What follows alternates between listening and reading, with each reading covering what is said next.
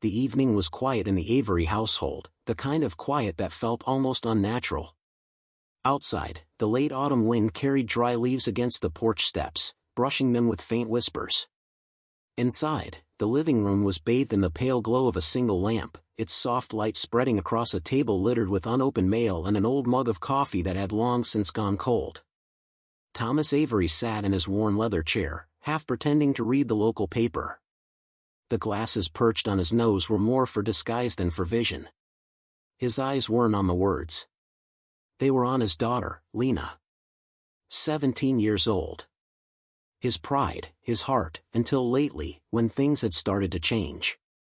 She used to chatter endlessly at the dinner table about school plays, about silly inside jokes with her best friend Megan, about the novels she read late at night. But now? Her laughter had thinned, her eyes darted away too quickly, and the phone never left her hand. Tom had noticed the late-night texts, the rushed excuses, the way she sometimes came home with perfume that wasn't hers lingering on her clothes. A father learns to read those silences. And tonight, he felt it stronger than ever, something was wrong. He didn't have to wait long for confirmation. Lena padded softly into the room. Her hair was tied back carelessly, her sweatshirt too large, her steps cautious. She thought her father's attention was buried in the rustle of the newspaper. Tom tilted it slightly, giving her the illusion of safety. Her eyes flicked to the table, where his wallet lay open, carelessly left beside the newspaper. Tom had placed it there deliberately, not because he wanted to trap her, at least, that's what he told himself, but because he needed to know. Needed proof. Lena lingered for a moment. Her throat moved as if swallowing nerves. Then, almost in a trance, she reached down. Tom's heart slowed. He watched her fingers, trembling but determined, slip into the wallet. She pulled out 2 folded bills, 50s, and pressed them tightly into her palm. The sound of her shallow breathing filled the silence of the room. For an instant, Tom almost spoke. He wanted to say her name softly, wanted to ask why. But the words stuck. Instead, he lowered his gaze to the paper, eyes scanning the same sentence again and again, pretending not to see. Lena tucked the cash into the pocket of her purse and turned quickly, her face flushed. She didn't notice the way Tom's hand had tightened on the arm of the chair, the way his jaw had clenched so hard it ached. She thought she had gotten away with it. But Tom's silence was not ignorance, it was strategy. The moment she disappeared down the hallway, Tom stood. His movements were calm, practiced. He walked to the table, picked up the purse she had carelessly left half-zipped on the couch, and slipped the bills back inside. Then, with fingers steadier than he expected, he reached for her phone, which sat charging on the counter.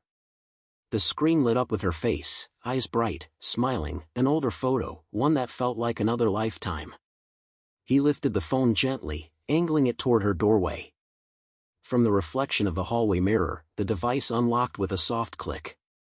Tom's pulse drummed. He scrolled quickly, past a flurry of messages. Words blurred, slang, emojis, promises of tonight and almost there. And then he found it, a thread pinned to the top. Tyler, you got it. Lena, almost. Tyler, don't be late. Bring it or it's on you. Tom's stomach turned. These weren't friends borrowing movie money. This was pressure, coercion. His daughter was being used, or worse, complicit. He hesitated, thumb hovering, then typed. Got it. Come now. His chest felt hollow as he hit send. The message went out, green bubble blinking once before settling into permanence. He placed the phone carefully back on the charger, as if it had never been touched, and sat down again. The house returned to silence, but it was no longer peaceful. It was the silence before thunder. Tom leaned back into the leather chair, his hand covering his mouth. Betrayal stung hot in his chest, but beneath it was something stronger, colder, resolve. This wasn't about $50. It was about the look in his daughter's eyes, the fear, the secrecy, the weight she carried alone. If she wouldn't let him in willingly, he would have to step in the shadows, drag the truth out, and face whoever was tightening their grip around her. In the hallway, Lena's door creaked open. She glanced toward the living room, saw her father seemingly asleep in the chair, and exhaled in relief. She slipped back inside, phone in hand.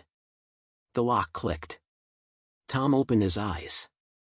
The faint reflection of his own face in the darkened TV screen looked unfamiliar, the deep lines of a man who had spent a lifetime teaching others about honesty, fairness, consequences.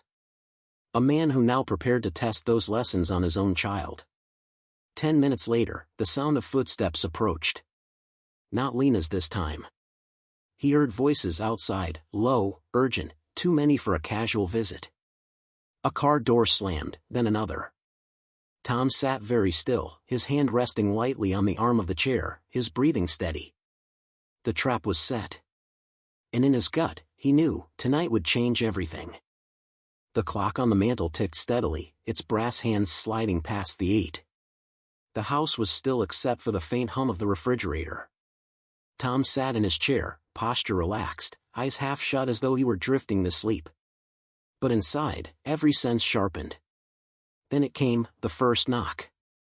Not polite. Hard, rapid, echoing through the narrow hallway. Lena emerged from her room almost instantly, like she had been waiting. Her sweatshirt hung loose around her, sleeves covering her hands. She glanced at her father, who appeared not to stir, then darted to the door. Her fingers shook slightly on the lock. Through the frosted glass, silhouettes shifted, 3 figures, huddled close, shoulders hunched against the drizzle outside. A muffled voice urged, "Hurry up." Tom lowered the paper just enough to see her. The way her chest rose and fell. The way her lips parted in silent dread. He knew then that this wasn't teenage mischief. This was fear wrapped in obligation. The lock clicked, and the door swung open. 3 teens stepped in like they owned the space. They didn't even glance at Tom at first, as though he were an old piece of furniture in the corner. Tyler was at the front, tall, wiry, his hair damp and plastered against his forehead. He carried himself with practiced bravado, the kind born of someone who believed he was always one step smarter than everyone else. His jacket was too big, pockets sagging with weight. His eyes flicked around the living room quickly, calculating. Behind him came Kira, a sharp-faced girl with dark eyeliner that smudged at the corners. She held her phone in her hand like it was a weapon, already recording in short bursts, her thumb tapping the screen. Her smile was thin, humorless. Last was Nate, heavier, shoulders slouched, hands buried in his hoodie pouch. He didn't speak, but his eyes kept darting to the windows, to the hall, to Tom. Lena forced a small laugh, the kind that cracked at the edges. "You guys, couldn't just wait outside?" Tyler grinned, his teeth flashing. "Rain's coming down harder. Besides, figured your old man wouldn't mind." He finally turned, eyes locking onto Tom. Tom folded the newspaper slowly, deliberately, and set it on the side table. His expression remained calm, unreadable. "Evening." Tyler studied him for a beat, then shrugged. "Evening, Mr. Avery." His voice had that mocking politeness teenagers use when they don't mean it. Kira flopped onto the couch without asking, scrolling on her phone. Nate hovered near the door like a guard. Lena closed it quickly, leaning against it for a moment as if she could block out the world with her back. Tom rose from his chair, movement steady. He wore a plain button-down shirt, sleeves rolled up, the kind of casual authority that seemed out of place in this moment. "Can I offer you something? Tea? Coffee?" The 3 exchanged glances, caught off guard by the hospitality. Tyler smirked. "Sure. Tea, I guess." Tom nodded and disappeared into the kitchen. The kettle hissed as he filled it, but his ears caught every sound in the living room. Lena whispered something urgent, he caught fragments, "Fast, not now, he'll know." Tyler's dismissive laugh followed. When Tom returned, tray in hand, the 3 teens were arranged like actors in a scene. Tyler sprawled back, shoes nearly on the table, Kira smirking into her phone, Nate standing guard. Lena sat stiff, purse clutched tight against her lap. Tom set the cups down carefully. The steam curled upward, carrying the faint scent of chamomile. He poured for each of them without asking, then handed Lena hers last. "Drink," he said softly, but his eyes met hers with weight. She lifted the cup reluctantly, hands trembling. They sipped in silence at first. Tyler slurped noisily, exaggerated. "So, Mr. Avery," he began, "you always this chill? Most dads would be grilling us by now." Tom tilted his head slightly. "Why would I grill my daughter's friends? She trusts you enough to invite you in." His voice was measured, even, almost pleasant. But Lena stiffened, her knuckles whitening around the purse strap. Kira laughed, a sharp little bark. "Yeah, trust. That's one word for it." She nudged Lena with her elbow. "Don't look so tense.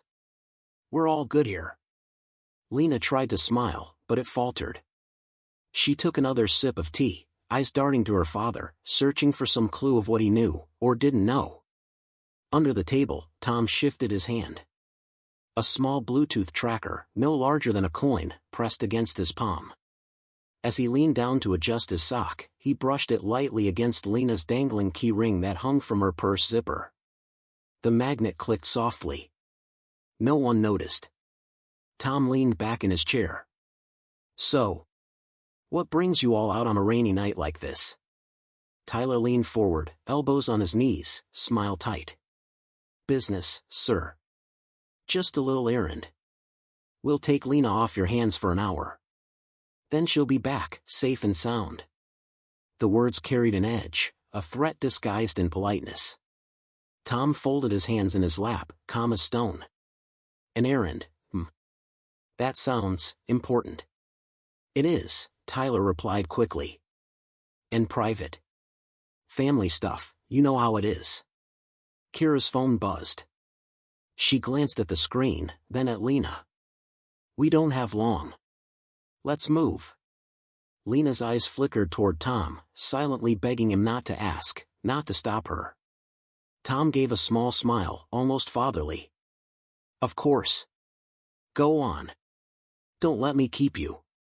He reached for his cup, sipping the tea slowly, as though this were the most ordinary night in the world. Relief flashed across Lena's face. She rose quickly, purse in hand, her movements jittery with nerves. Tyler stood, stretching, and Nate unlocked the door. But as they shuffled toward the exit, Tom spoke again, voice smooth, casual. "Oh, Lena?" She froze. "Don't forget your change. You left it in your purse." For a split second, panic flared in her eyes. Tyler frowned, suspicious. Kira tilted her head, curious. But Tom only smiled, lifting his cup in a polite toast. Lena forced a nod and turned away, clutching the purse tighter. The door closed behind them. Their footsteps faded into the night, swallowed by the rain. Tom sat alone in the red glow of the lamp. He lifted the remote and switched off the light, letting the room fall into darkness. In the quiet, the tracker in his pocket gave a faint, steady pulse. The hunt had begun. Rain stitched thin silver lines down the glass as the front door latched. The house exhaled, settling into the kind of quiet that made small sounds loud, the tick of the mantel clock, the drip in the kitchen sink, the slow breath Tom didn't realize he'd been holding. He stood from the chair and turned off the lamp. Darkness cooled his face. On the other side of the door, muffled voices sparked like matches. Lena's came first, small, hurried. "We shouldn't be here long." Tyler's reply was a smirk made of sound. "Relax. He's half asleep." Kira's laugh was tinny, phone bright. "You worry too much, Lena." Nate said nothing, his sneakers squeaked once on wet concrete. Tom moved quietly to the side window, easing the curtain with 2 fingers. The porch light cast the 4 of them in a shallow cone, Lena hugging her purse to her ribs, Tyler close enough to hurt her without touching, Kira's chin up, camera hand always angled for coverage, Nate blocking the steps like a bored bouncer. The rain glossed their hair, their shoulders, made their smiles slick. Smiles with teeth, Tom thought, polite shapes stretched over a hunger they didn't bother to hide among themselves. Lena glanced back at the house, a quick, guilty flicker that scraped across Tom's chest. Tyler followed her look and, for a heartbeat, raised his eyes to the window as if sensing an audience. Tom let the curtain fall. He waited for the squeal of the gate, the thunk of a car door, the stuttering engine. He counted to 5, then to 10. Then he moved.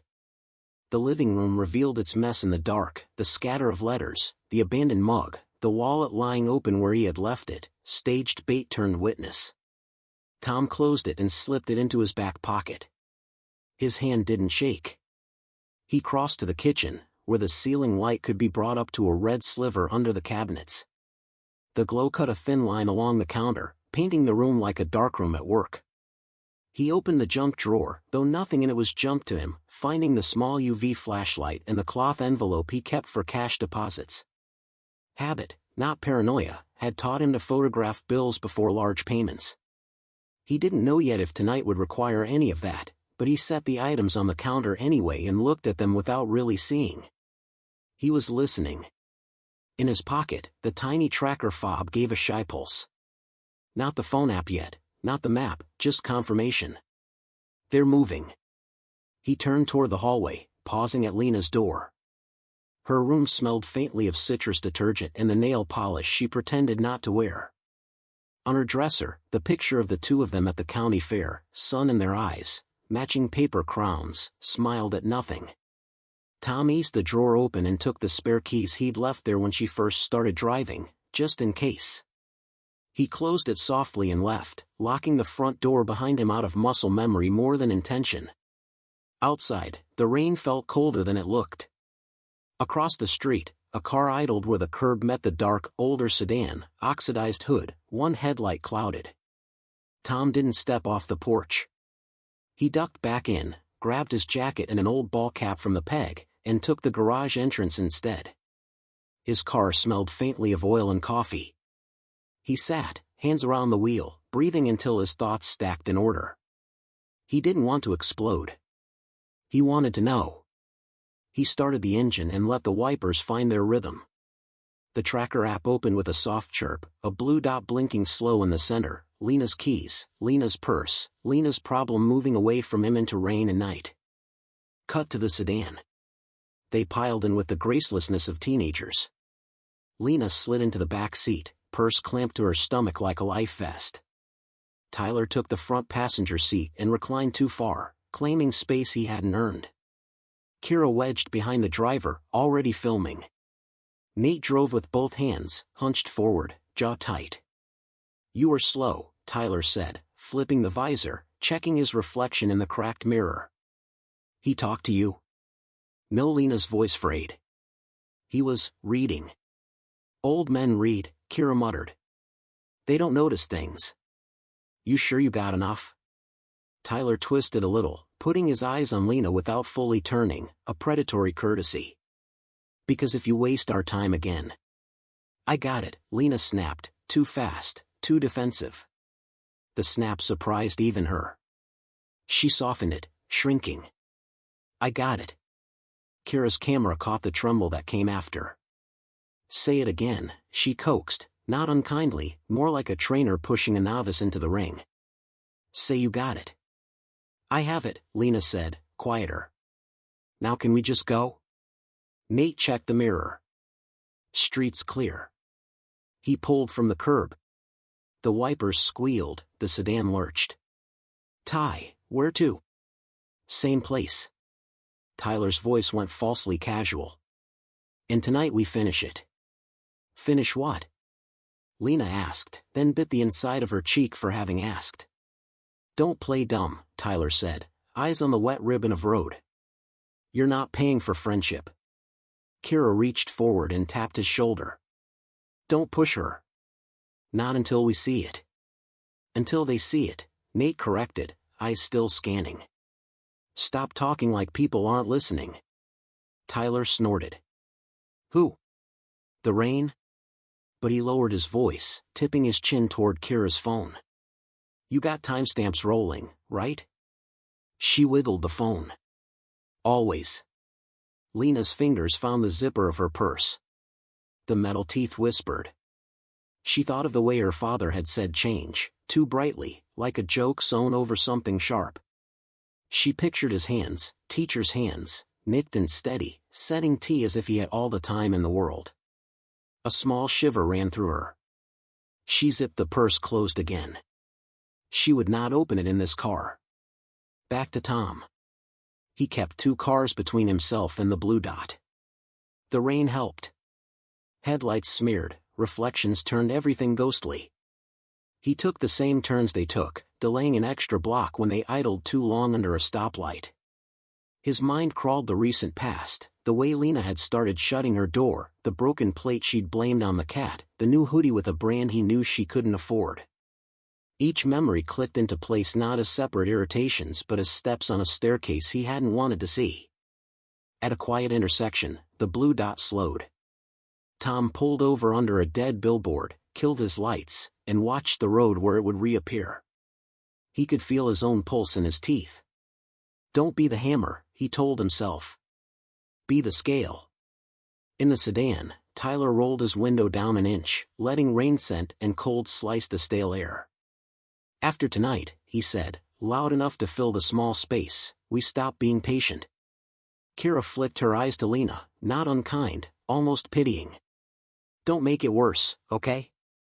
Do what you said you'd do. Nate took a shallow breath. Left here?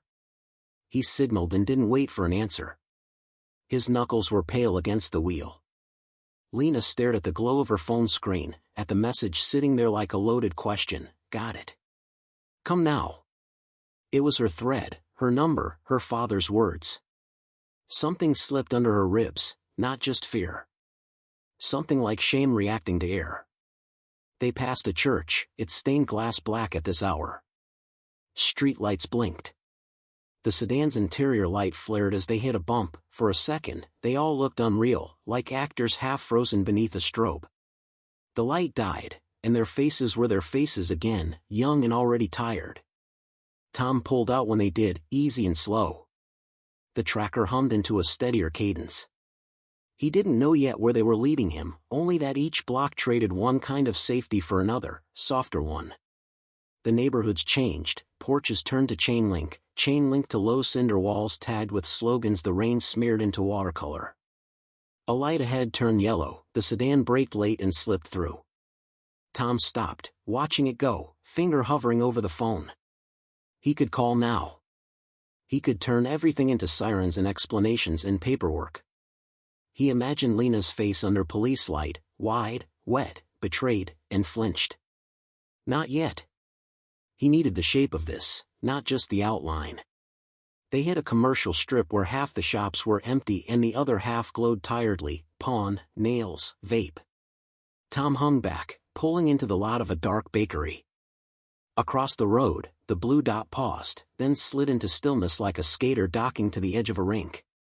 He cut the engine and listened to rain from the roof, to his heartbeat trying to outrun it. He slid the UV light and the envelope into his jacket pocket without knowing why, exactly, only that his hands wanted to be ready. In the sedan, Tyler rotated in his seat, finally giving Lena his full face. Without the front yard bravado, his eyes looked older, or maybe just meaner. Here's the thing, he said softly, so Nate wouldn't hear all of it, so Kira's camera would. You don't have to be scared of me. You should be scared of what happens if you make me waste time. We're helping you. You think anyone else will? You think your dad will, after what he's going to hear? Lena's mouth opened, then closed. He didn't. I don't think he. Tyler smiled then, a stretch of kindness that showed every tooth. He didn't see anything. Kira added, almost absent-mindedly, he saw enough. Nate parked with a small jolt. We're here. No one moved for a second. In the pause, Lena felt the purse against her. Inside, 2 folded bills that didn't feel like money anymore but like a decision she couldn't undo. Rain hissed around the car, soft as a crowd. Tom breathed once, twice. He adjusted his cap, opened his door, and let the cold find him. Across the street, a metal roll-up door sat half-raised, light leaking out around taped plastic like a wound covered in cling film. Voices rose inside, blurred by rain and distance. He closed his car quietly and began to walk, the trackers pulsing now a metronome in his pocket. Behind him, the neighborhood watched with blind windows. Ahead, the smiles waited, white, sharp, friendly as a warning. He rounded the corner of the building and paused in shadow. The door was closer than he'd thought, the light harsher. He could hear a girl's voice, Kira, saying, "Just show it so we can stop arguing." A boy's voice, Tyler, answering, low, coaxing.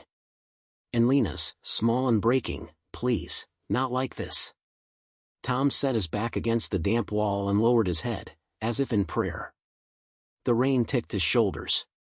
He could see his own breath and the faint purple line his UV flashlight cast through fabric where it pressed against his jacket. He let himself feel the ache in his chest, then folded it tight and put it away. He had seen their smiles. Now it was time to see the teeth. The rain had settled into a steady hiss, the kind that soaked clothes without the mercy of thunder or lightning to break the monotony. Tom crouched in the shadow of the gutted strip mall unit, the smell of wet asphalt and mildew filling his lungs. His car sat idling in the dark across the street, invisible save for the faint reflection of water dripping from its bumper. Through the torn plastic taped across the shop front, light bled out in sickly yellow stripes. The sedan had already pulled into the back alley, its headlights flicking once before cutting out. Tom heard muffled voices, doors slamming, then footsteps dragging into the hollow space beyond the plastic curtain. He checked his phone. The tracker pulsed blue, steady and close, Lena's purse. She was inside. His jaw clenched, but his breath remained slow, controlled. He wasn't here to explode. He was here to understand. Inside, the air was thick with the sour tang of cigarettes and damp drywall. Bare bulbs hung from exposed rafters, buzzing faintly. Old posters, half-torn, curled at the edges on the far wall. A cracked counter sat in one corner, covered with fast food wrappers and empty bottles. Tyler led the group in with the ease of someone arriving at his second home. He slung his wet jacket onto a chair and turned toward Lena with a grin that didn't quite reach his eyes. "All right. Let's make this quick." Kira closed the door, leaving a strip of rain light at the bottom. She perched on the counter, legs swinging, phone still in her hand. Her eyeliner had smudged further, giving her a raccoon look that she didn't bother fixing. Nate leaned against the door itself, arms crossed, broad frame blocking the exit. Lena clutched her purse to her chest, arms folded over it like a shield. The dripping from her hoodie sleeve hit the concrete floor in steady ticks. Tyler stepped closer, lowering his voice. "You've got it, right?" Lena hesitated. The purse strap dug into her shoulder. I have something." "Not something." Tyler's tone sharpened, and for a moment, the room stilled. Even Kira lowered her phone slightly. "The whole thing. We're done with pieces. You don't pay tonight, we're not covering for you anymore." Her lips trembled. "It's not even my debt." Tom, crouched just outside, stiffened. The words sliced through the hum of the rain. Tyler smirked, tilting his head. "Maybe not.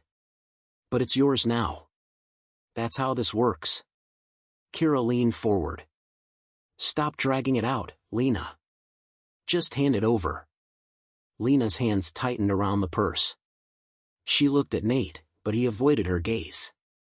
She looked at Kira, who only shrugged. Finally, she looked at Tyler, who smiled that same teacher's pet grin that Tom remembered from years ago, the grin of a boy who thought rules were toys for people too stupid to bend them. Her chest heaved. She unzipped the purse slowly, every tooth of the zipper sounding like thunder in her head. That's when it hummed.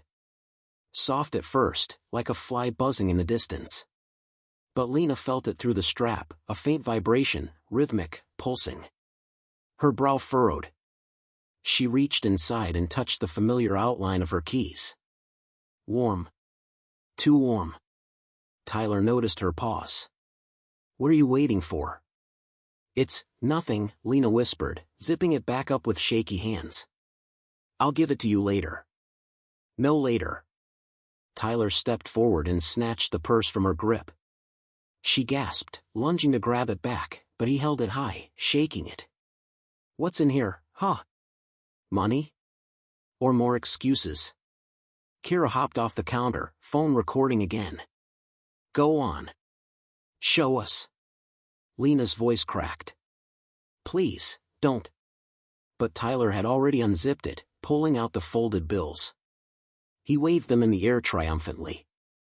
Finally. The group leaned in as he counted, 1, 2. But then his smirk faltered. He noticed faint marks glowing under the bulb's buzz. Faint at first, then clearer, X-shaped streaks across the bills. "What the hell is this?" he muttered, holding them closer to the light. Kira narrowed her eyes. "That's not normal ink." Lena's stomach dropped. Her father's words echoed, "Don't forget your change." Tyler shoved the money back at her. "You trying to burn us?" "I didn't," Lena stammered, voice breaking. "I don't know." Outside, Tom's hand pressed against the damp wall, listening. He closed his eyes, picturing the scene exactly as he knew it must be unfolding, the purse humming with the tracker, Tyler pulling the money, the ink marks he had tested only an hour ago under the UV beam. This was no accident. This was the shape of his plan, piece by piece. Inside, Tyler's voice grew sharper, dangerous. "Listen, you bring us marked bills again, and we're done. No more protection. You'll deal with them yourself." "Deal with who?" Lena whispered. Kira's phone wavered, uncertain. Nate shifted uncomfortably by the door. But Tyler didn't answer. He just threw the purse back at her, the keys inside clinking against the side with that faint, unrelenting hum. Lena hugged it to her chest again, tears stinging her eyes. She had no idea that every step she took, every move she made tonight, was already being tracked, by the man who loved her most, the man who was watching from just beyond the wall. Tom's jaw tightened. He could see the end of this play already forming. But he stayed in the shadows a little longer, letting the truth unravel itself. And the purse hummed on. The strip mall lights dulled behind the sheen of rain as Tom slid back into his car. His jacket was soaked, but he barely noticed. His focus was fixed on the faint blue glow of the tracker app on his phone. The dot pulsed, steady and close, a heartbeat he could follow through the night. He sat in silence, the engine idling low. Across the street, the sedan growled awake. Its taillights bled red into the drizzle, twin smudges in the wet darkness. Tom waited until the car pulled out, its wheels splashing through shallow puddles, before easing his own vehicle into gear. The rain made everything slower, softer. Traffic lights blinked green across empty intersections. Wipers swiped in tired rhythm. Tom held 2 cars' length back, headlights dimmed, letting shadows swallow his movements. He was no stranger to patience, years of teaching had taught him how to sit still and let silence work. Tonight, that patience was a weapon. Inside the sedan, tension gnawed at every corner. Lena sat pressed against the door, her purse hugged to her chest, as if shielding it from further intrusion. Her eyes flicked between the droplets racing down the window and Tyler's reflection in the glass. Tyler slouched in the passenger seat, drumming fingers on the dashboard, but his jaw clenched too tightly for real ease. "That cash," he muttered. "Something's off about it." Kira lifted her phone, checking the recording she had captured earlier. It had marks. Like it was glowing. Her voice was quieter now, less mocking, more uneasy. "Don't say glowing," Nate grumbled from the driver's seat. "Sound like kids spooking themselves." His eyes flicked up to the rearview mirror, scanning the road behind them.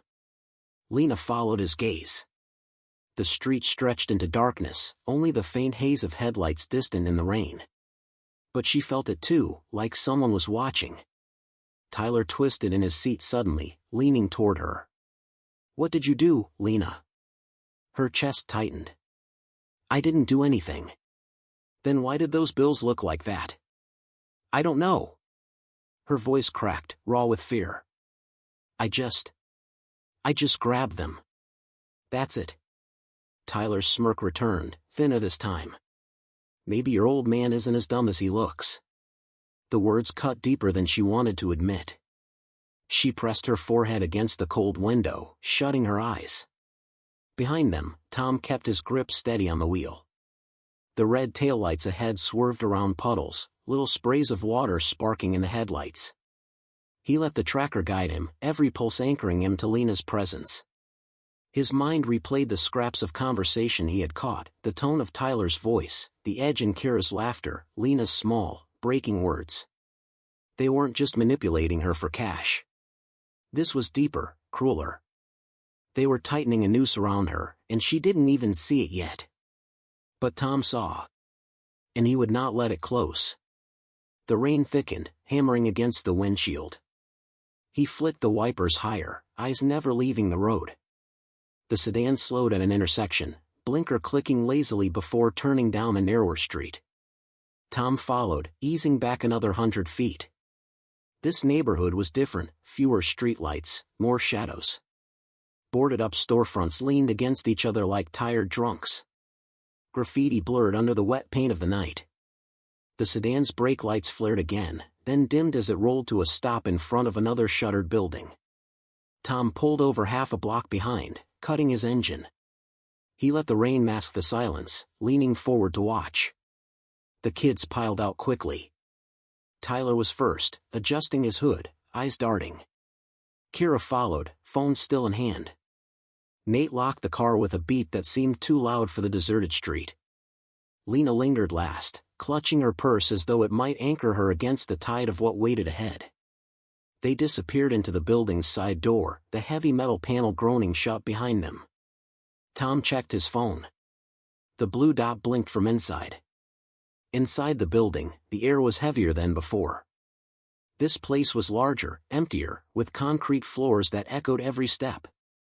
Faint fluorescent light buzzed overhead, a sickly glow casting long shadows across the graffiti-tagged walls. Tyler's voice echoed as he led them deeper. "This is it. You show us you're serious tonight, Lena, and we're done playing games." Lena's grip on her purse tightened. Her throat felt dry, the sound of her own footsteps hollow in her ears. "I told you. I'll get more. Just not now. Not good enough." Tyler stopped, turning on his heel. His face hardened, any pretense of friendliness stripped away. "You think this is about money? You think you can stall us forever?" Kira circled her slowly, phone up, recording every flinch. "We warned you. We told you it wouldn't end with just a few bills." Lena's eyes darted to Nate, who stood silent, his broad shoulders filling the space by the wall. He didn't move, didn't help. "Whose debt is this?" she whispered, desperate. "Why are you making me?" Tyler cut her off with a raised hand. "Because you're easy. Because you care too much about what people think. And because your dad's blind enough to let you walk out his door with his wallet." Lena's stomach lurched. She opened her mouth to protest, but no words came. Kira lowered the phone slightly, smirking. "Don't worry. If he isn't blind, he will be soon enough." Outside, Tom leaned against the cold hood of his car, the rain soaking into his jacket, dripping from his cap. His hands clenched into fists, then released. He had spent years teaching children, patiently explaining equations, history lessons, words that mattered. He had believed in fairness, in second chances. But now he saw exactly what Tyler and the others were, predators disguised as friends. His heart pounded, but his mind remained cold. This wasn't the time to rush in and drag Lena out. Not yet. He needed them to expose themselves fully, needed the truth to fall from their own mouths where it could not be denied. And when that moment came, he would be ready. For now, he slipped the UV flashlight from his pocket, flicking it on briefly. The purple glow washed across his hand, reminding him of the marks he had left on the bills. He pictured Tyler's smirk vanishing as the ink glowed under harsh light. He pocketed it again, breathing deep. The sedan's tail lights still gleamed faintly in the rain, waiting. Just like him. Inside, Lena stood trembling under Tyler's glare, clutching the purse that hummed softly with the hidden tracker. And Tom, in the shadows, prepared for the storm that was coming. Because this wasn't just about stolen cash anymore. It was about what kind of father he was willing to become. And tonight, the rain carried more than water, it carried the weight of reckoning. The second building breathed like a cave, damp and metallic, swallowing sound and returning it warped. Fluorescence buzzed in crooked rows, throwing a sickly cast over concrete scored with scooter tracks and dark scuffs. Water tapped from a seam in the ductwork, a slow metronome no one could turn off. Lena stood beneath that light, soaked hoodie clinging, purse welded to her ribs. Tyler faced her with a wolfish patience, jacket unzipped, posture loose in the way of someone who thought he owned the room. Kira perched on an overturned milk crate, legs crossed, phone up at shoulder height, a red record dot reflecting in her iris. Nate took the wall beside a fire door, arms folded, eyes flicking between them and the shadowed hallway beyond. "Let's not drag this out," Tyler said, voice smooth enough to cut. "Tonight's the night." Lena's fingers dug into canvas. "I told you. I can get more by Friday." "No," he said mildly. "You could get more by Friday. We're past could." He held out his hand, palm up. "Empty the purse." She didn't move. The purse hummed faintly against her forearm, softer than before, more like a phantom sensation, the tracker warming with her skin. She swallowed. "It isn't my debt." Kira's brows twitched. She didn't lower the phone. "Say that again." "It isn't my debt." The words scraped her throat. "It's Megan's." Silence thinned. Even the drip in the ductwork seemed to wait. Tyler's grin widened, pleased to be given a line to tug. "Right. Megan." Lena's mouth opened, then shut. She saw Megan's chapped winter smile, the chipped nail polish, the way she had cried under the awning behind the boba shop, making hiccup sounds into her sleeve. "I can't, Lee. I can't tell my mom. They'll pull my scholarship. Please." Tyler sighed theatrically, spread his hands. "Your friend tips my scooter. Screen shatters. 2 days later, my phone gets smashed in the dumbest scuffle I've ever seen, unrelated, but hey, life's expensive, and suddenly I'm just a guy asking for a little help from the person who said she'd handle it." "I didn't," Lena's voice rose, then faltered. "I said I'd cover the scooter. Not your phone. And it was an accident." Kira scrolled with her thumb, then turned the screen so the angle caught Lena's face in grainy light. The clip was short, jittery, rain hissed around it.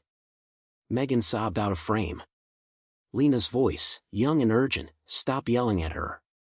"Put it on me. I'll handle it. Just leave her alone." Kira froze the frame on Lena's wet, terrified eyes. "You said it."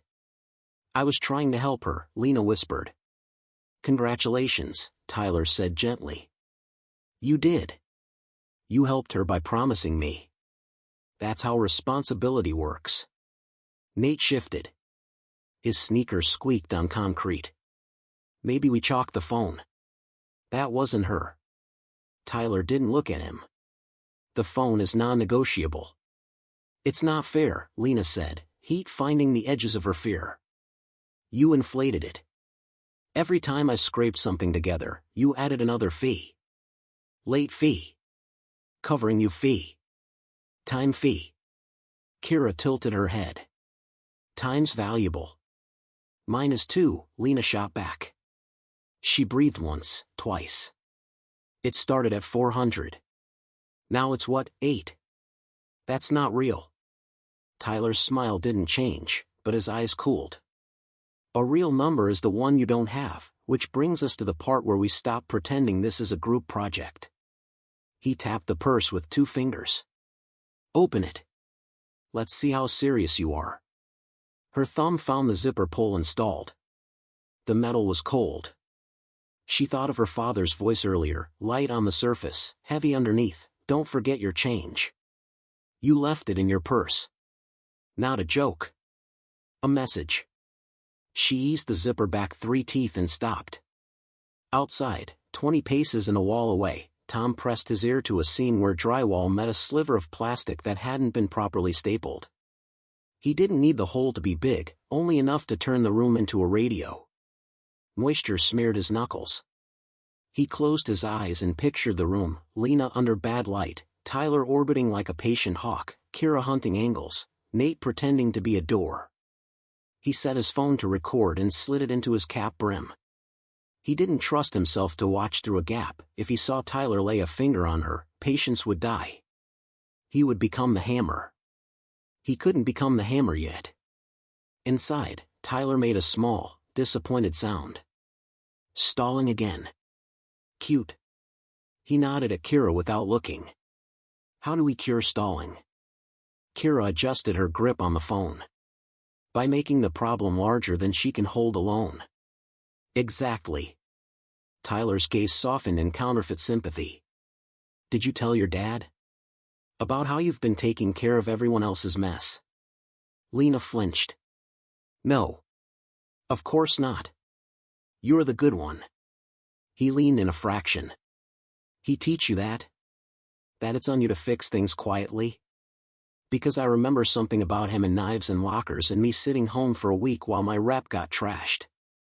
He said it like a joke, but the memory burned the edges of his voice. Maybe this is a circle closing. Lena's fingers curled. What does that have to do with me? Everything, he said brightly. You're the door I can knock on. Nate's jaw moved. He didn't speak. Kira angled the phone, capturing Tyler's profile, Lena's shoulders. Let's just finish. I'm cold. You always are, Tyler murmured, then returned his attention to Lena. If you pay tonight, we're square. Scooter, phone, time, gas, stress. He extended his hand, palm open again, like a magician offering a coin. Be a hero. For Megan. Lena felt something sting behind her eyes, hot and useless. The part of her that had carried Megan's fear like it was her own tried to push her hand forward. The part of her that heard her father's careful tea set on the table told her to wait. You said guys last time, she said. You said if I didn't pay, guys would come find me. Tyler's teeth flashed. Exaggeration for effect. You said you were protecting me, she continued, steadying. From who? Kira's thumb hesitated over the screen. She looked at Tyler. A guy who doesn't like being owed, Tyler said after a beat. Long story. Not your lane. So you lied, Lena said. I simplified, he corrected, crisp. I put a fence around your problem so it didn't leak. Megan made a mess. You volunteered to mop. I gave you a bucket. It's not my fault you keep poking holes in the bottom. The fluorescent above them flickered twice. In the stutter, all four faces changed, Lena's resolve flickering, Kira's certainty dimming, Nate's discomfort brightening, Tyler's temper surfacing before he pulled it down again. From the hallway, a door clanged somewhere deeper in the building, metal on metal. Nate's head snapped to it. We good? We're alone, Tyler said, but his eyes ticked there too. He lowered his voice. Hurry up. Lena drew in a breath, reached into the purse, and brought out the folded bills. They lay across her palm like something poisonous. She held them toward Tyler and stopped halfway. These are what I have, she said. If you take them tonight, you're done. No more texts. No more popping up at my house. No more filming me. Kira's shoulder lifted. We film for protection. Whose? Lena asked. Kira didn't answer. Tyler plucked the money, spread it, then stilled. Faint, even under fluorescence, narrow crosses across the paper. He brought one bill closer to the light, then closer still, like moving would change seeing. What did you do to these? I didn't do anything, Lena said, but the picture of Tom's UV beam ran under her words like current. Tyler turned the bill, flipped it, sniffed a little laugh. Huh. He glanced at Kira. You ever seen that? Kira leaned in, careful to keep the camera on their hands. No, she squinted. Looks like a bank thing. Or a cop thing, Nate said softly. Everyone looked at him. He lifted his palms. You said it. Tyler's smile thinned. You smart today? It looks marked, Nate said. Like cereals logged. Then don't spend it at a place with a camera, Tyler snapped, and the polite tone cracked. He pressed the bills back into Lena's hand, turned her wrist, and folded her fingers around them. Keep your cursed money. Bring clean cash. All of it. Or we're done shielding Megan from the guy who does like being owed. You just said, Lena began. I said whatever moved you, he said, the snarl leashed again, charm resown. Friday. No later. You told me tonight, she whispered. Then consider this mercy. He stepped back, wiping his hands as if they'd been dirted. You buy yourself 2 days. Don't make me sorry about that. Kira slid off the crate, exhaled fog. For the first time, she spoke without edge. You could tell your dad. Lena stared at her. And show him your video? Kira's mouth twitched. Maybe don't make everything leverage. Tyler gave her a glance that said later, then returned smooth as glass. We're leaving, Lena. He moved past her toward the door. Nate pushed off the wall, planted a hand on the crash bar, and paused. His eyes flicked to Lena, then to the purse, then away.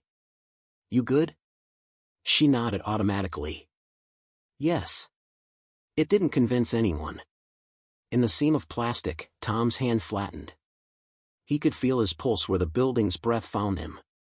He'd heard enough, the inflation, the clip, the way they dangled Megan like a hook inside his daughter's chest. He thought of Megan at his table last spring in a borrowed dress, grinning over a too large slice of birthday cake. He thought of Tyler's file in the vice principal's office, a knife sketched like a dare in the margin of the referral. His mind laid the next steps out like a hallway. Don't blow the door, move the pieces where you can see them, pick the ground you fight on. Not here. Not inside their noise and their shadows. Somewhere he controlled the lights and the angles and the exits. He stepped back from the wall, wiped rain from his cap brim, and breathed into his hands until they stopped shaking. Inside, Tyler tossed a final line over his shoulder. Tell Megan she should send a thank you. You got me sentimental. Kira's camera caught Lena's flinch. She lowered the phone, finally, just enough to break the spell of its red dot. For a fraction of a second, her face softened, not pity, not exactly. Recognition. Then she tucked the device into her pocket and followed Tyler. Nate waited half a beat, then pushed the door. Cold air rushed in. The building exhaled. Lena stood alone in the fluorescent bubble, purse humming like a tiny, insistent heart. She pressed a fist to her mouth to keep sound from escaping. On the other side of the wall, Tom turned toward the alley mouth. He wasn't going to be the hammer. He was going to be the scale. And he would make them bring their weight to him. The rain had tapered to a mist by the time Tom slid back into his car. The windshield fogged with his breath, blurring the world into smudges of light and shadow. He rubbed a circle clear with his sleeve and fixed his eyes on the tracker's pulse. The blue dot moved slowly now, his daughter climbing back into the sedan with her so-called friends, her purse pressed to her stomach like a tourniquet. The engine of their car coughed alive, tail lights bleeding red across wet pavement. Tom started his own and fell in behind, 2 turns back. His knuckles rested easy on the wheel, but inside, he was stitching threads together. He remembered Tyler Blake long before tonight. It had been 3 years earlier. Tom was at the front of his classroom, chalk dust smudged on his cuff, the smell of dry erase markers lingering. The school had been humming with whispers that week, Tyler caught with a knife in his locker. The boy had swaggered into the vice principal's office, all false bravado and eye rolls, insisting it was just for show. Tom had been called to give testimony after reporting him. He'd overheard the threats, the way Tyler cornered another kid after gym. The suspension came down hard, 1 week out, and the entire football team buzzed with drama. Tyler's smirk as he left the building was carved into Tom's memory. Not shame, not regret, just the cold grin of someone cataloging names for later use. Now, sitting in his car behind that same boy's taillights, Tom saw the line stretch clear, a knife in a locker, a smirk in the office, and tonight, his daughter trembling under that same smile. Inside the sedan, the conversation simmered. Lena kept her head turned toward the glass, watching water run like veins across the window. But every word Tyler spoke slid under her skin. "You're lucky I'm soft," he said, stretching in the passenger seat. "Most guys would have ended it tonight. I gave you time." Lena didn't answer. "You hear me?" His tone sharpened. She flinched. "Yes." Kira leaned forward between the seats, phone tucked into her jacket now. "You should take the extra days. Get clean bills. We're not playing with marked money." "I didn't mark them." Lena burst, her voice too loud in the small car. Her chest rose and fell, ragged. Nate grunted. "Then who did?" Lena fell silent. She thought of her father's voice again, "Don't forget your change." The words pricked like needles. She hugged the purse tighter, burying her face in the fabric. Tyler chuckled softly. "Doesn't matter. You'll fix it. You always do."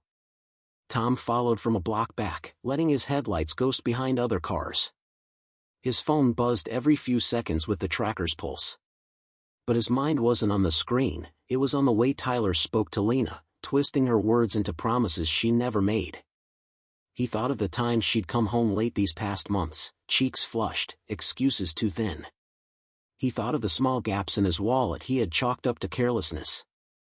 He thought of the girl she used to be, the one who argued with him over novels, who danced barefoot in the kitchen while helping him cook. And now, she sat in that car, cornered by a boy he should have shut down permanently years ago. The teacher in him, the man who believed in fairness, in correction, ached to intervene. But the father in him, older and sharper, knew fairness wouldn't work with predators. Predators understood fear. Predators understood traps. He gripped the wheel tighter. "Not yet," he told himself. "Make the ground yours first." The sedan slowed at a corner gas station, pulling under the jaundiced glow of the awning. Rain ticked on metal roofing. Tyler and Kira hopped out, heading for the store. Nate leaned against the hood to smoke, shoulders hunched. Lena stayed in the back seat, alone. Tom eased his car into the adjacent lot, cutting his lights. From his vantage, he could see her faint outline in the rear window, still, shoulders shaking faintly. He wanted nothing more than to cross the asphalt, open that door, and take her home. But then, the plan formed. He didn't need to drag her away screaming. He needed to make them expose themselves, the way they had tonight. And he needed to control where it happened. The memory of the knife in the locker returned, the way Tyler had smiled as if even punishment was leverage. That boy believed he could twist every authority, every rule, into his game. But Tom was no longer his teacher. He was a father with nothing left to grade but justice. Inside the car, Lena wiped her eyes roughly and stared at her reflection in the rain-smeared glass. Her chest felt hollow, but somewhere deeper, anger burned.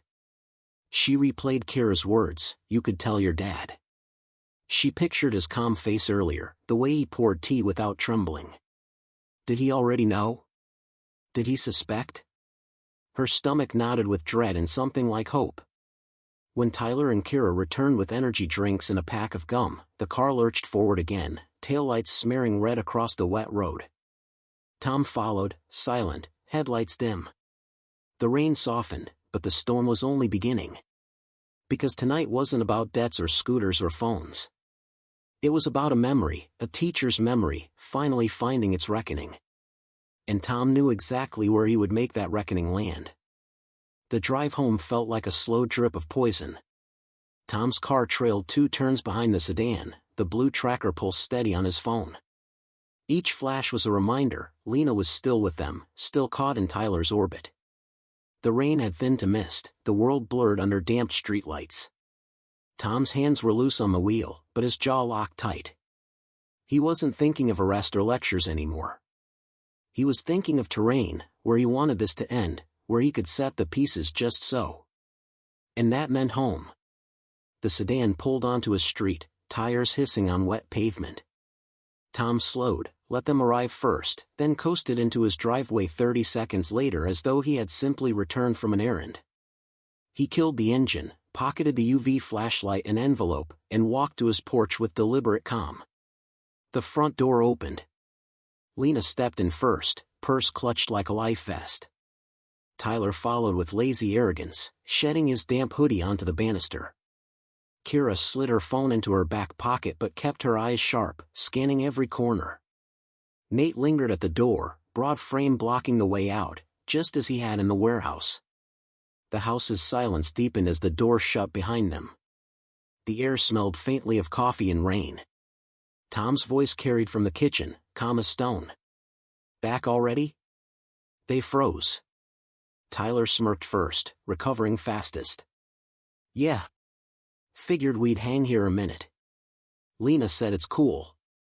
Tom's tone was mild, almost friendly. "Then sit. No one should be standing around wet." The kitchen was dim except for a low red glow from the under-cabinet strip light. It washed the counters and walls in muted crimson, making shadows long and strange. Steam curled from the kettle Tom had just set to boil. Cups lined neatly on the table, waiting. The kids filed in, uneasy. Tyler tried to play casual, sliding into a chair and leaning back. Kira sat, legs crossed, phone in hand but screen black. Nate hovered near the doorway, his bulk filling the frame. Lena lowered herself into the chair opposite Tom, purse tight in her lap, eyes darting. Tom poured water into cups, the hiss filling the silence. He didn't look at them as he spoke. "Funny thing about money. People think it's just paper.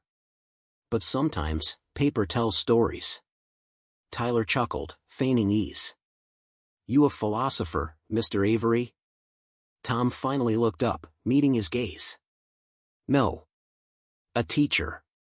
There's a difference." He reached into his jacket and pulled out the envelope. He slid it across the table slowly, the sound loud in the silence. He set the UV flashlight beside it. "Count it. Right here." Lena's breath caught. Tyler raised a brow, amused. He pulled the envelope closer, spilled the bills across the table. The group leaned in. Tom flicked on the UV flashlight. The bills glowed, faint excess across their faces, invisible under normal light, now stark and undeniable. Tyler's grin faltered. Kira blinked, caught off guard. Even Nate straightened. Tom's voice stayed even. "That mark means every serial number is logged. It means those bills are tagged, traceable. Take them anywhere, they lead back here." Tyler's jaw tightened. "What is this?" "A lesson," Tom said simply. He leaned back, folding his arms. "You wanted money. Now you see what happens when you take it from the wrong place." Lena's hands trembled on the purse. She whispered, "Dad." Tom's eyes softened just for her, then sharpened on Tyler again. "You think I don't see? The way you corner her. The way you dangle someone else's debt over her head. You think you invented pressure? You're a child playing at extortion." Kira's phone was half raised again, though her expression wavered. "Careful," she muttered, but it lacked bite. Nate shifted uncomfortably. "Maybe we should." Tyler cut him off with a sharp look. He leaned forward, smirk stitched back onto his face like armor. "Big speech, Mr. Avery. But you think glowing bills scare me? You think some little marks mean anything?" He flicked open a pocket knife, the blade catching the red light, gleaming dull and menacing. "I don't scare easy." Tom didn't flinch. His hand slid discreetly across the stove to a recessed button, one he had installed years ago for emergencies, linked to a silent alarm. He pressed it, the faintest click lost in the kettle's hiss. "You don't have to be scared," Tom said calmly. "You only have to choose." Tyler narrowed his eyes. "Choose what?" "Take the money," Tom gestured to the glowing bills, "and know that camera above you is rolling." His chin flicked toward the corner where a small lens blinked faintly red, one of several he had wired himself after a break-in years back. Kira's head snapped to it, eyes wide. "He's recording." Tyler's grip on the knife tightened. "You set us up." Tom's voice was steady, quiet but cutting. "No. I gave you enough rope. You chose what to do with it. The kitchen was thick with tension. Lena's breathing came sharp and shallow. Nate shifted, clearly rattled, his weight rocking from one foot to another. Kira's phone was still in her hand, but she wasn't filming anymore. She was staring at Tom, as if recalibrating. Tyler sneered, but the knife trembled slightly in his hand. You think you're in control here? Tom leaned forward, the red light casting harsh lines on his face. No. I know I am. The kettle whistled, shrill and piercing, filling the silence like a scream. And somewhere in the distance, faint but unmistakable, sirens began to wail. The kettle screamed until Tom clicked it silent. Steam thinned into the red-lit air, curling past the knife in Tyler's hand, and the bills spread like a green rash across the table. Under the UV beam, the faint excess flared again, quiet stars on a storm map. Tyler tried a laugh that didn't reach his throat. Party tricks. Tom didn't blink. Documentation. He swept the light slowly, letting the marks burn into their eyes. He clicked it off, plain money again. On. Off. On. Off. Invisible when you want it to be, he said, the teacher's cadence soft and exact, and undeniable when it matters. Kira's phone crept up out of habit, then hovered, uncertain. The little camera in the corner cabinet stared back, steady and patient. Nate's gaze ping-ponged between the two lenses, Adam's apple jerking. From her chair, Lena watched the glow die from the bills and wished her pulse could do the same. She pressed the heel of her hand to her sternum, as if she could muffle it.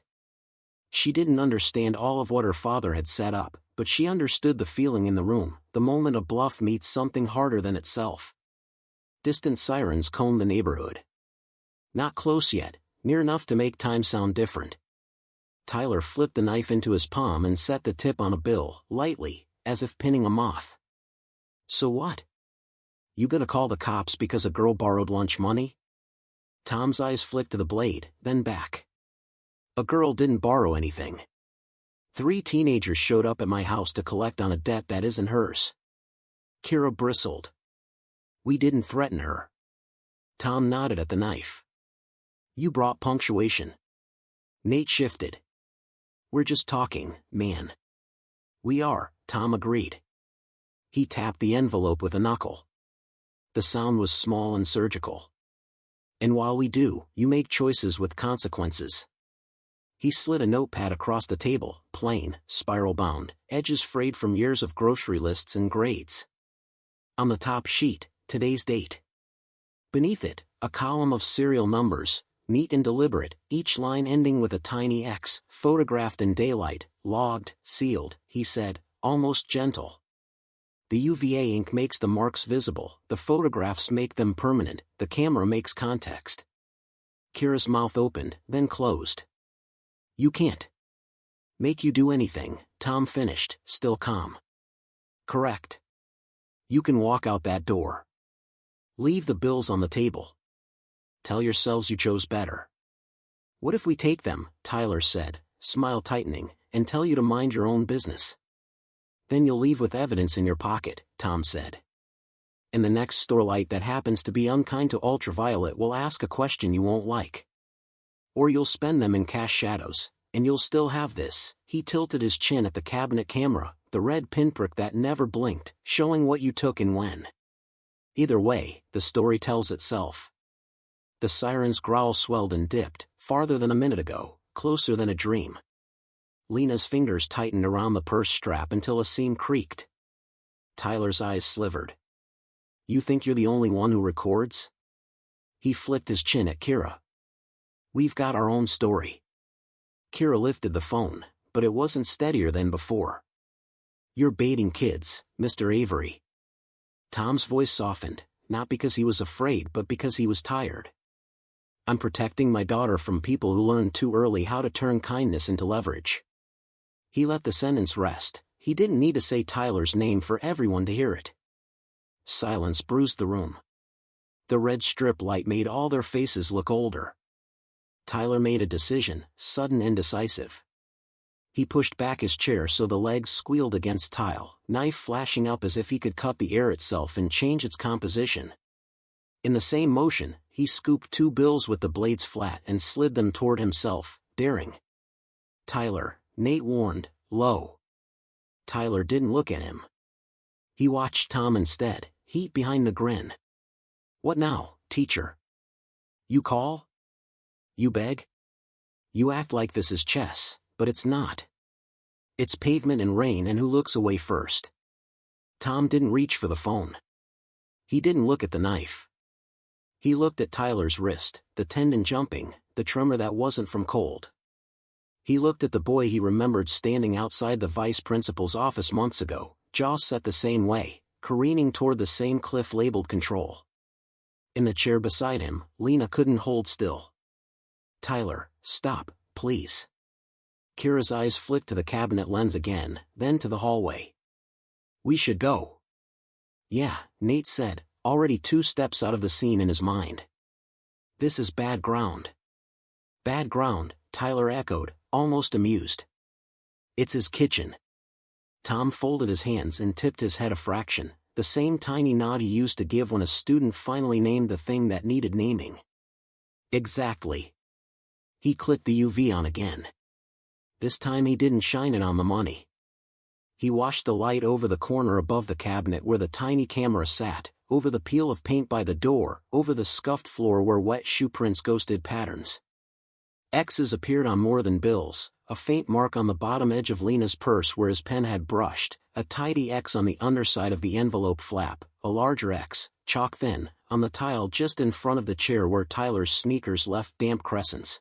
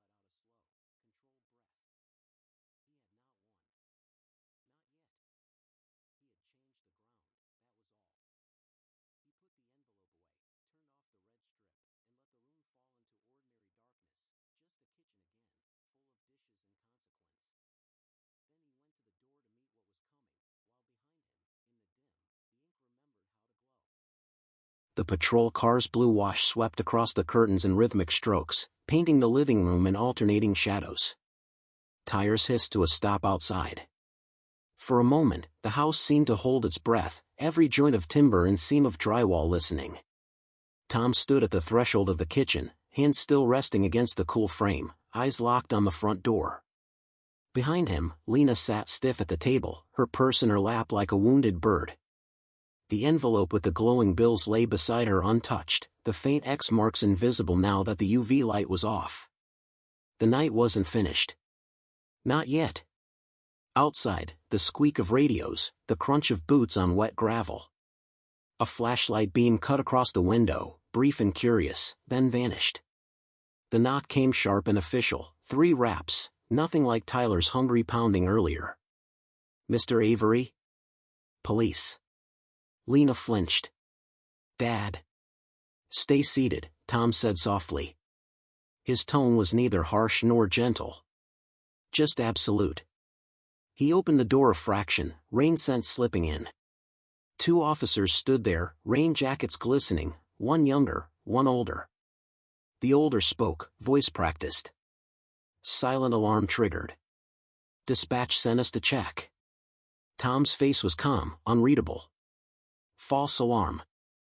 "I must have brushed the button." The younger officer leaned slightly, scanning the interior. His eyes paused on Lena in the kitchen, her pale face in the dim red glow, and on the table where the envelope lay like a sealed testimony. He asked carefully, "Everyone all right in there?" Tom didn't answer immediately.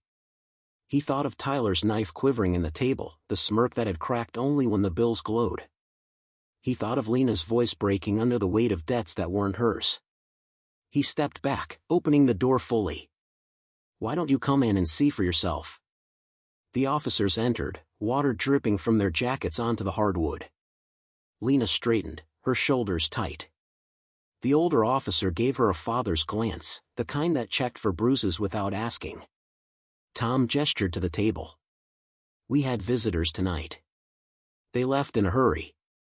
The younger officer frowned. "Visitors?" "Teenagers. 3 of them." Tom's voice remained calm, factual, like reading from a lesson plan. "They've been pressing my daughter over a debt that isn't hers. Tonight, they came with demands." Lena whispered, "Dad." "It's all right," Tom said quickly, glancing at her. His eyes softened for a fraction before hardening again on the officers. "You'll find their prints on the chair. Their shoes on the tile. And this." He switched on the UV flashlight. The bills on the table flared, the faint excess glowing like wounds reopened. Both officers leaned closer, expressions tightening. The older officer muttered, "Well, that's not something you see every day."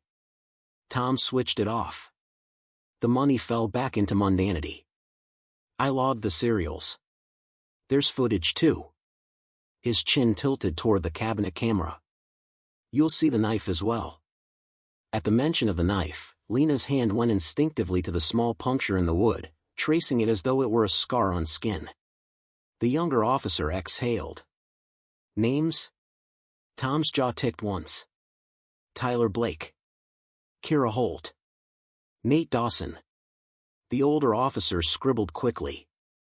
"We'll put it in. But you should know, if they're minors, prosecution may get messy. First thing in the morning, we'll need statements. Your daughter especially." Lena's eyes widened. Her lips parted in panic. "No, I can't." Tom's hand found her shoulder, firm but steady. "You can." The officers left soon after, their radios crackling into the night. The patrol car rolled down the block, blue fading into gray. Silence returned, heavier than before. Tom closed the door and leaned against it for a moment, letting out a long, slow breath. His shoulders sagged for the first time all night. Lena stared at him, eyes glossy with confusion, guilt, and something sharper. "Why didn't you tell them everything?" she asked. Tom looked at her, the corners of his mouth tugging downward. "Because this isn't finished yet. And courts don't understand what fathers do." Her voice trembled. "Dad, what are you going to do?" Tom stepped back into the kitchen, picked up the UV flashlight, and switched it on again. The bills glowed, but this time he held the beam longer, sweeping it over the table, the envelope, the faint X he'd left on the floor. "Something they'll understand," he said finally. His tone wasn't loud, but it was steel wrapped in cloth. Lena gripped the purse tighter, torn between relief and fear. She wanted to tell him she was sorry, that she hadn't meant to drag him into this, that she thought she could handle it on her own. But the words tangled in her throat. Instead, she asked the question that had been burning since the strip mall. "How long have you known?" Tom turned off the light. The room went dark, save for the faint red strip glow under the cabinets. His face was shadowed, unreadable. "Long enough," he said. Later, after Lena had gone to her room, Tom sat alone at the table. He ran his thumb along the puncture where Tyler's knife had stabbed into the wood. He traced it slowly, memorizing it. On the stove's ledge, the silent alarm button waited, the smallest of triggers. He pressed it once tonight. He could press it again. But not yet. Not until Tyler understood what it meant to push someone past patience. Tom leaned back, closed his eyes, and saw Tyler's grin dissolve under the glow of ink.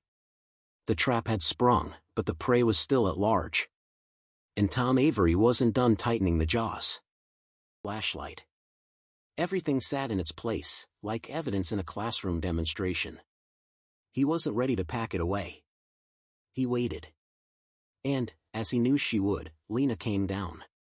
Barefoot, hesitant. Her sweatshirt hung loose, sleeves covering her hands. She paused in the doorway, eyes flicking to the table, then to him. Her face was pale, streaked faintly where tears had dried, but there was something new in her expression, anger caught with shame, a need for answers. "Why did you do it?" she asked. Her voice was small, but sharp at the edges. Tom gestured to the chair opposite him. "Sit." She did, but her posture was defensive, knees angled away, purse still clutched against her body like a barrier. Tom exhaled. He reached across the table, picked up the UV flashlight, and rolled it between his palms before setting it down again. Then he looked directly at her. "Do you know why Tyler and his friends showed up tonight?" Lena's lip quivered. "Because I told them I'd." No, his tone was firm. "Because I told them to." Her head jerked. "What?" Tom leaned forward. His voice stayed calm, even, like he was lecturing a classroom.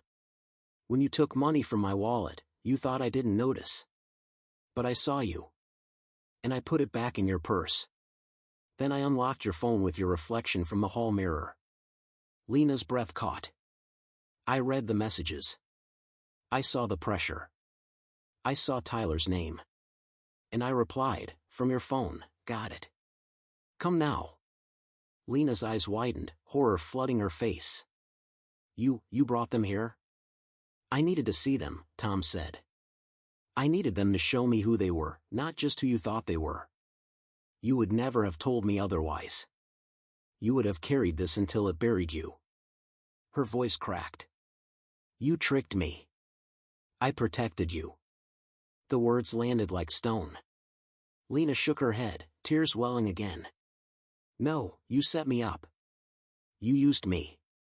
Tom's jaw tightened. "I gave them a chance to expose themselves. To show their teeth in a place I could control. That kitchen is mine, Lena. Not theirs.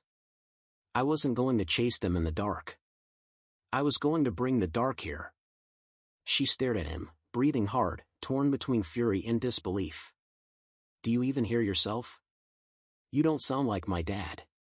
You sound," she broke off, pressing her sleeve to her mouth. Tom's face softened, just a fraction. "You think I wanted this?" His voice was quieter now. "You think I wanted to mark bills, hide trackers, trigger alarms? No. I wanted my daughter safe. But you hid this from me. You tried to fight it alone. And they nearly broke you."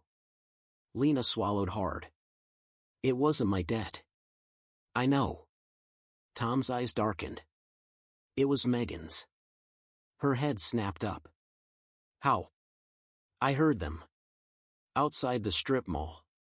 Inside the warehouse. Every word, Lena. I was there. He tapped his pocket, where the recorder on his phone still sat, full of the night's venom. They thought you were an easy door. They thought your kindness was currency. That ends now. Lena trembled. She wanted to argue, but the weight of everything pressed down on her. Finally, she whispered, "So what happens now?" Tom sat back, eyes on the puncture in the table, the scar of the knife. He let silence stretch before answering. "Now," he said slowly, "they learn the difference between borrowing power and earning it." She frowned. "What does that mean?" "It means," he said, voice low but steady, "that Friday will not belong to them. It will belong to us." Lena's eyes widened, realization dawning. "You're not finished." "No," Tom said simply. "I'm just beginning." He pushed the envelope toward her. She hesitated, then touched it. Inside, the bills glowed faintly under the memory of the UV light. She stared at her name scrawled across the flap, Lena, tuition, spring, and fresh tears slipped down her cheeks. "I did this for Megan," she whispered, voice breaking. "No," Tom corrected gently. "You did it because you believed you had no one else. But you have me. And I will not let them turn you into their leverage." Her chest heaved. "Dad, what if they come back?" Tom's eyes hardened. "Then they'll find out the message wasn't for you. It was for them." Lena blinked. "What message?" Tom leaned in, his voice almost a whisper. "The glowing bills. The cameras. The alarm. It wasn't to stop them tonight. It was to warn them, I'm watching. Every step, every move, I'm 2 steps ahead. That's the real message." For the first time all night, Lena let the purse slip from her lap onto the floor.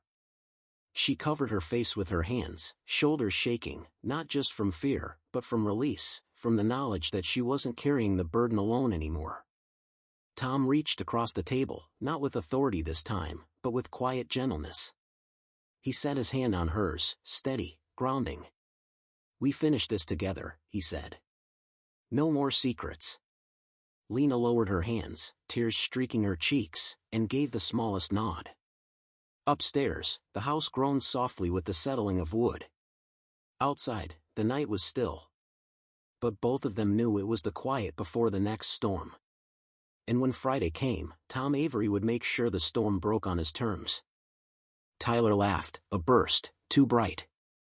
"You brought the whole yearbook." Kira stood, the scrape loud. "No," she said, throat tight. "We brought the truth." She slid the phone she'd given Tom back to the center, another copy in her pocket. "I sent it to myself." And to him, she nodded at the older officer. "You can't delete it if you break it." Nate exhaled a long breath, shoulders dropping an inch. He turned slightly toward Lena without looking at her directly. "I'm sorry," he said. It sounded like it hurt. Tyler's eyes went flat, a shark too tired to pretend to be a boy. "This is theater," he said, soft. "He's very proud of his stage lights." Tom clicked the UV on again, not at the money this time, but at the floor where faint chalk-thin marks still ghosted the tile. "I'm proud of what holds," he said. "Stories that don't fall apart when your voice gets loud." He reached with his other hand, casual, practiced, and pressed the panic key on the stove. It was a brush, not a stab. There was no need for volume now. Just certainty. The younger officer didn't move for his radio. He didn't need to. He'd been listening to Tom all week. He looked at Tyler's hands instead, then at the slight bulge where a pocket could hide a blade. "Let's keep those where we can see them," he said. Tyler's fingers twitched in his hoodie. He didn't pull a knife. Maybe because the room had too many eyes. Maybe because even his pride could count. Mr. Calhoun cleared his throat, tentative and brittle. "Tyler," he began, teacher to student, "hope trying one more time, this is the point where you can stop digging." "Yeah?" Tyler said without looking at him. "Or what, you'll suspend me again. Put another paper in a folder?" He finally turned, and for the first time the old grin looked broken from the inside. It didn't change anything then. It changes today, the older officer said. Extortion is a word. So is menacing. Kira's voice wavered. He told us there was a guy. That someone would hurt her if we stopped. There isn't. It was him. It was always him. She swallowed. He said if I kept filming, he'd keep me safe. I wasn't safe. Megan blinked back new tears. I tried to tell you, Lena. I thought if I said it out loud it would get real. She wiped her sleeve across her nose like a child, then squared her shoulders like someone older than Friday. It's real now. The younger officer stepped closer to Tyler. Hands. For a heartbeat Tyler looked like he might run. Not out the door, but back in time, to a hall with gray lockers and a knife in a backpack he'd called just for show. There was nowhere to go but forward. He lifted his hands, slow, 2 inches, then higher. The room exhaled. This is ridiculous, he muttered, the last scrap of swagger clinging to his teeth. We're just kids. Tom's voice came so soft it almost disappeared into the hum of the refrigerator. You stopped being just kids when you learned how to make fear feel like homework. The older officer took Tyler's wrists, not cruelly. Metal clicked. Kira flinched when it did, as if the sound snapped inside her bones. Nate pressed his palm flat against the doorframe like a man who'd reached shore and hadn't learned yet to trust ground. Ma'am, the younger officer said gently to Megan's mother. We'll need your statement too. She nodded, jaw working. Her hand found Megan's shoulder and stayed there like a roof. Lena, who had been holding herself together by threads, finally let something go. The strap unwound from her wrist. She reached for Megan and Megan reached back and they stood there a second, girls and also not girls, crying the small undone cries you hide because you think you have to prove you can stand. Tom looked at the envelope, at the ink only he could make glow, and felt an ache he had kept as a weapon unspool into something else, relief's painful twin. The arrest wasn't the twist. Anyone paying attention could have predicted cuffs. The twist was smaller and heavier, Kira stepping toward Lena with both hands up, empty, and saying I'll go with you when you tell your dad everything. I'll tell mine too. Nate nodding, voice wrecked, I'll pay Megan back my piece. I'll work for it. I'll show up. The vice principal not writing anything down for a full minute because he was trying not to cry. The officers led Tyler toward the hall. He paused at the threshold and, because he didn't know how to leave a room without leaving a mark, looked back at Tom. You think you won, he spat, but it had no teeth left. Tom didn't answer. He looked past him, at Lena, at Megan, at the small crowd that had come because one man refused to keep the dark out of his own kitchen. When the door closed behind them, the house remembered how to be a house. Sound shrank. The red strip under the cabinets hummed to itself. Mr. Calhoun cleared his throat. Lena, he said, soothing clumsy authority into his tone, there will be school, process. But you won't carry this alone. He looked at Tom. And you won't have to explain why you noticed. We'll thank you for it. After statements were made and numbers exchanged, the visitors went. The kitchen emptied by degrees until only Lena and Tom remained. Rain began again, soft as pencil on paper. Tom turned the UV off and tucked it away. He opened the envelope, took the bills out one last time, and slid them back with deliberation, sealing the flap with his thumb. Then he held it out. For you, he said. Where it was always supposed to go. Lena didn't look at the money. She looked at his face. The anger she'd been nursing like a secret ember cooled into something truer. I'm sorry, she whispered. For taking. For hiding. For making you become this. He shook his head. I didn't become something new. I remembered what I am. He tapped the table scar with 2 fingers. A teacher. A father. Same job. Different room. They drove to the bank before it closed. The lobby smelled like carpet cleaner and polite conversation. Lena signed shakily. Tom stood just behind her, not over her. When the teller counted, the bills were just bills, no glow. Still, Lena felt the excess like a private watermark, not of ink but of choice. Back home, Tom reset the alarm, wiped the ring of a mug from the table, let his palm pass over the knife puncture one final time, and didn't sand it out. Some reminders keep doors shut better than locks. That night, as the house settled and the rain finally tired itself to sleep, Lena stood at her bedroom doorway with the purse that didn't hum anymore and said into the quiet, "Good night, Dad." "Good night," he answered from down the hall, and the words sounded like a promise they both could keep. He turned the deadbolt, not with fear, but with the relief of a boundary held. He checked the window and the stove and the silent button and then the camera, which blinked once, a tired sentinel allowed to rest. Outside, the street was ordinary again. Inside, on the safe side of the door, so were they. Friday came in gray. The kind of sky that presses low and keeps voices small. Tom set the kitchen the way he wanted it, under cabinet strip glowing red, camera light steady and patient, the silent alarm button a thumb length from the burner knob. The puncture from Tyler's knife still scarred the table. Tom left it there on purpose, a reminder of how close edges cut when you invite them in. On the table sat an envelope like the one before. Inside was money, real, counted, photographed, marked again with invisible excess. Not because he needed the trick, but because patterns mattered. He wanted Tyler to realize there had never been clean. He texted from Lena's phone, "Clean bills. Come alone.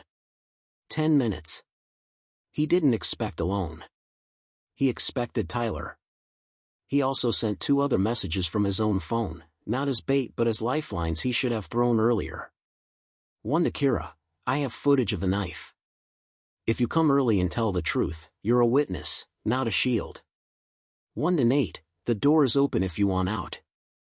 The doorbell rang 5 minutes before the set time. Kira stood there, eyeliner washed thin, shivering despite the mild air. She slid her phone across the counter without ceremony. "It's all there," she said, voice small. "Not just Lena. Other kids too." Her eyes flicked to the camera light. "I was filming to feel safe. I made it worse." Tom didn't absolve her. He didn't condemn her either. "Sit," he said. "You'll tell the same truth again in a few minutes." Nate arrived next, hands jammed in his hoodie, eyes fixed on the floorboards. He didn't cross into the kitchen until he'd looked once down the hall, as if he could still run if he needed to. "I'm done," he said, barely above a whisper. "He makes you think you owe him for breathing." Tom nodded once. "Then breathe." He poured water. He didn't ask if they wanted tea.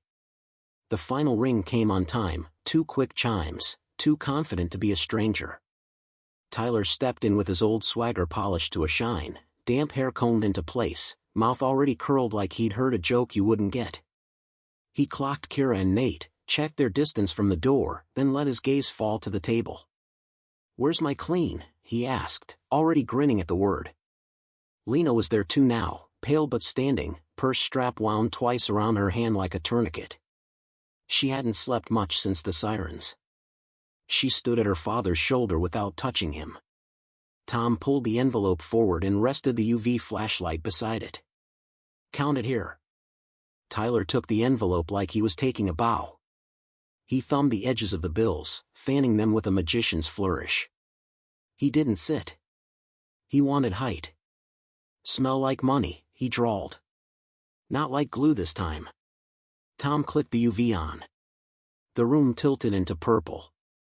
Excess glowed across the paper. Tyler's grin froze, then reassembled into something meaner. "Cute," he said. "You're addicted to your little light." "I'm addicted to proof," Tom replied. Kira's chair creaked. "Ty," she began, but he cut a look at her that said after. He slid the money back into the envelope without counting it and placed it, delicately, almost reverently, on the table. "Here's the fun thing about proof," he said. "There's always 2 versions. Mine says you love baiting kids. Yours says I love charity. The world claps for charity." Tom didn't rise to it. He rested one palm on the puncture in the table, grounding himself in last time. "There's a third version," he said.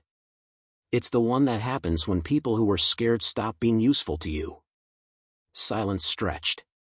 The red light made them into a painting, the man at home in his ground, the girl with a looped strap around her wrist, the boy grinning around a bruise no one could see, the two satellites wobbling in their own small gravities. And then the doorbell rang again. Tyler's smile widened lazily. "Told you. I don't come alone." Tom didn't turn.